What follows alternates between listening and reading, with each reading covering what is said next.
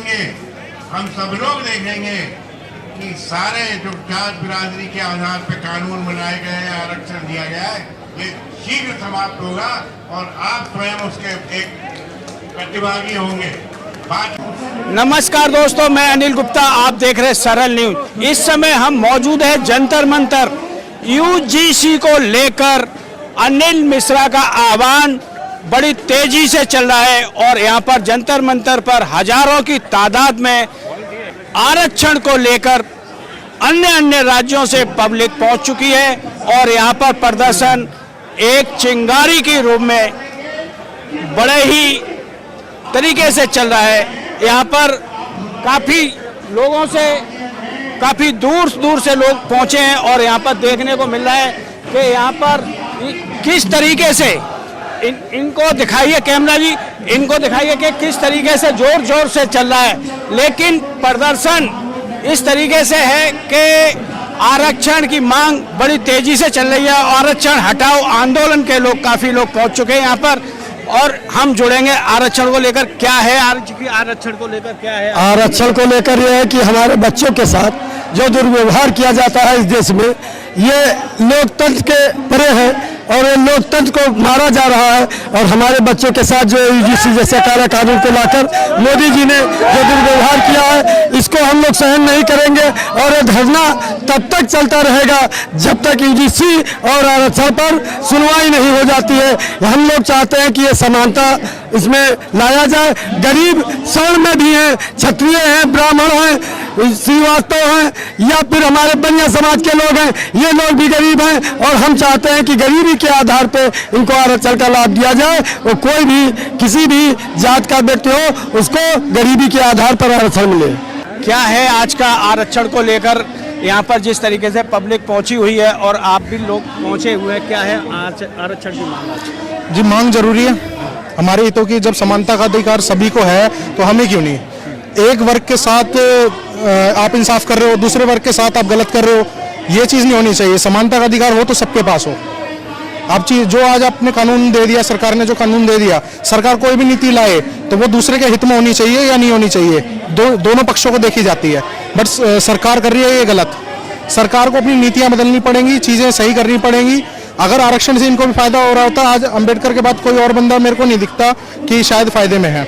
अगर आरक्षण की मांगों को लेकर भारत सरकार आपकी मांग नहीं मानती है तो अगले कदम क्या रहेंगे इसको लेकर? लोग सामने आपके देख रहे हैं, हम रुकने वाले लोग नहीं है। देखो, अगर सरकार नहीं मानती ना तो देखो कई तरीके हैं सरकार को मनवाने के। सोशल मीडिया एक तरीका है, बहुत अच्छा हमारा साधन है कि हम सोशल मीडिया पे दबाव डालेंगे सरकार के थ्रू, या फिर धरातल पे हम लोगों को बुलाएंगे कि भाई आप आओ इस प्रोटेस्ट को ज्वाइन करो। क्योंकि देखो ये एक पर्टिकुलर कम्युनिटी का नहीं है। ये कुछ लोग बोलते हैं कि सिर्फ और सिर्फ 10% का आरक्षण, तो भाई 10% नहीं, इसमें बहुत सारे लोग आते हैं और इसमें मेन मुद्दा आरक्षण भी नहीं है, मैं आपको बताऊं। लेकिन 10% लोगों का अगर आरक्षण मानते हैं तो संसद के अंदर इतनी सीटें क्यों नहीं लाती हैं ये लोग? हाँ, फिर वहां करो आप, बिल्कुल वहां करो आप रिजर्वेशन। मैं तो कह रहा हूं अपनी सरकार बना के क्यों नहीं है लागू करा? बिल्कुल रिजर्वेशन आप संसद में लागू करो, हम तैयार हो, हम आपको सपोर्ट करेंगे। अगर आपको रिजर्वेशन करना है तो संसद में आप लागू करो ना रिजर्वेशन। आप वहाँ पे महिलाओं के लिए करो, वहाँ पे आप बैकवर्ड कम्युनिटी के जो लोग हैं वहाँ के लिए रिजर्वेशन करो, अब सीटें हम आपके साथ है। लेकिन आप ऐसे क्योंकि आप नीचे लेवल पे आप 100% तक आरक्षण कर देंगे एक पर्टिकुलर का, और जो बाकी लोग हैं वो अपनी कुछ नहीं सोच रहे कि हाँ भाई वो कैसे अपना जीवन यापन करें। क्योंकि यहाँ पे मैं कहूँ 70% लोग बिलो पॉवर्टी लाइन है हमारे देश के अंदर, 70% लोग, समझ रहे हो? अगर ये सोच रहे हैं कि हम एक कम्युनिटी को खुश करते रहेंगे बाकी कम्युनिटी नहीं, सरकार को अगर आप बनाना ये 10% लोगों ने ही सरकार को बनाया और 10% लोग ही सरकार को गिरा भी सकते हैं। लेकिन देखा जा रहा है कि संसद के अंदर स्वर्ण समाज के भी काफी लोग बैठे हुए हैं सरकार के अंदर और उनका कोई भी पक्ष नहीं आ रहा है। देखो ये तो आपको पता है हमारे देश में चलती है अपीजमेंट की राजनीति। तो अपीजमेंट की राजनीति ऐसा है कि जो उनको लगेगा कि हाँ एक बहुसंख्यक लोग हैं वो क्या सपोर्ट कर रहे हैं और एक कम संख्या वाले लोग क्या सपोर्ट कर रहे हैं। उनको पता है कि यार अगर हम ये चीज करेंगे तो हमारी कहीं ना कहीं सीट डगमगा जाएगी।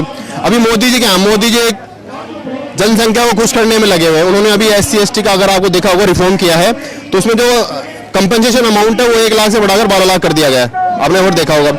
चलो यार कर दो, आप मैं करो, आप सब कुछ करो, लेकिन आप किसी को हरास तो मत करो, क्योंकि ये ऐसा कानून है जो आजकल के बच्चों पे बहुत ज्यादा ही हानिकारक, उनके कैरियर के लिए भी हानिकारक है कि वो सरकारी नौकरी की तैयारी नहीं कर पा रहे हैं।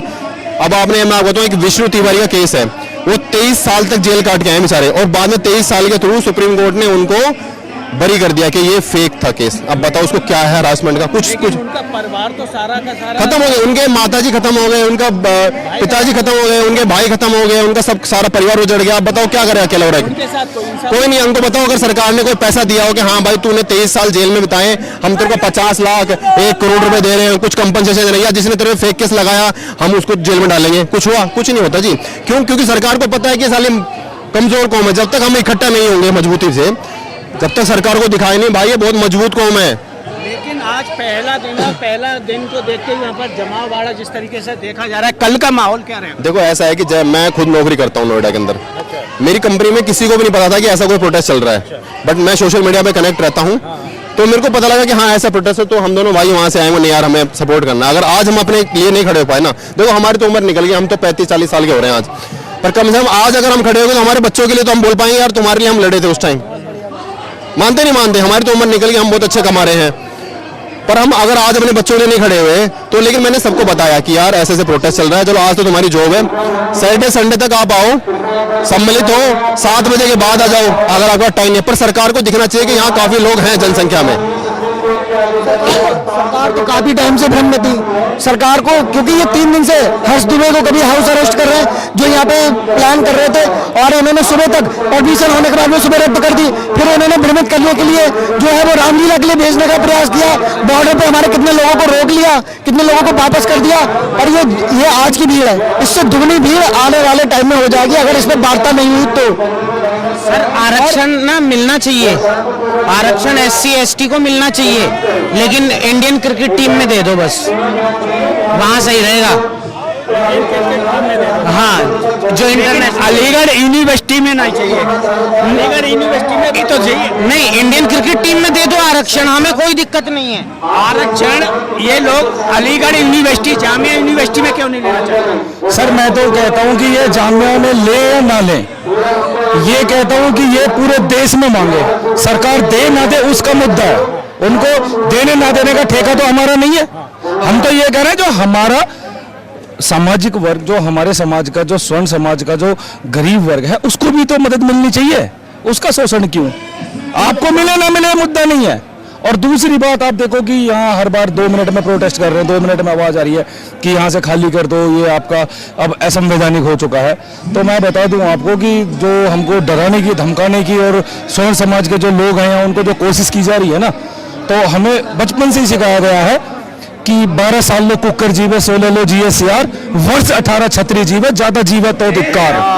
मेरे पिता ने कह के भेजा कि बदले तो ठीक, ना तो मुंह मत दिखाना, वहीं मर जाना।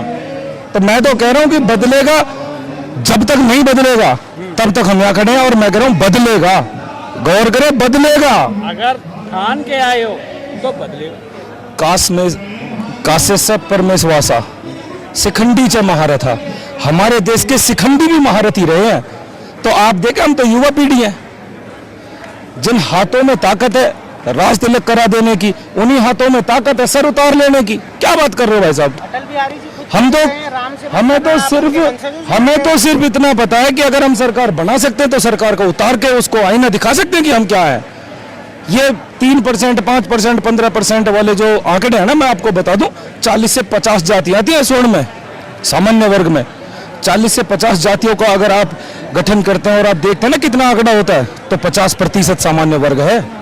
आप कहाँ 50% सामान्य, मैं कम से कम बता रहा हूँ साहब, 50% से ऊपर है। आप एक चीज सोचो कि आप एक छोटे वर्ग को खुश करने के लिए आप इतने बड़े वर्ग को नाराज कर रहे हैं, आप उनका हनन कर रहे हैं साहब। नाराज तो छोड़ ही दीजिए, आपने सीलिंग एक्ट ला के जमीनें ली, हम नहीं बोले।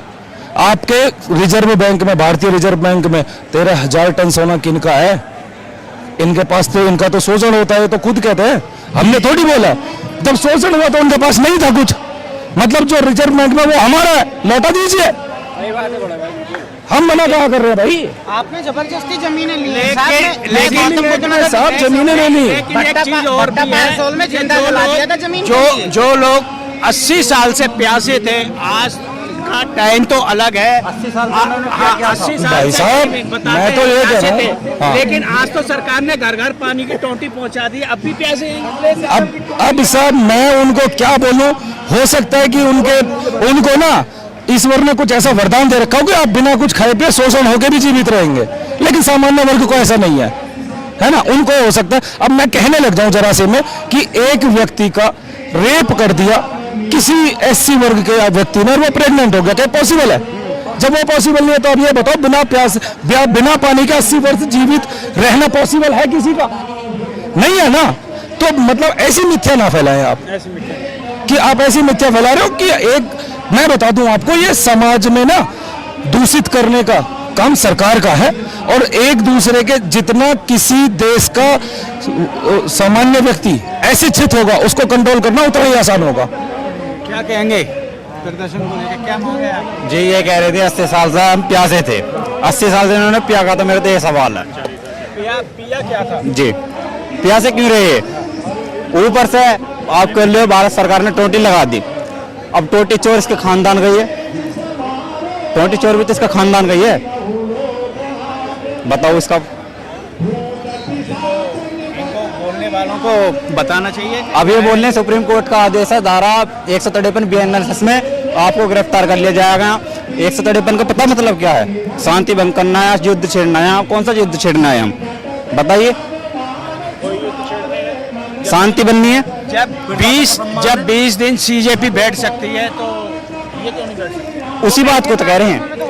उन्होंने तो उर्दन काटा था नरेंद्र की, मोदी जी की माँ को वाली दी, मोदी जी की अरेस्टी कर दी हैं। हम तो अरेस्टी भी नहीं कर रहे, जन्मदिन ही बना रहे हैं उनका।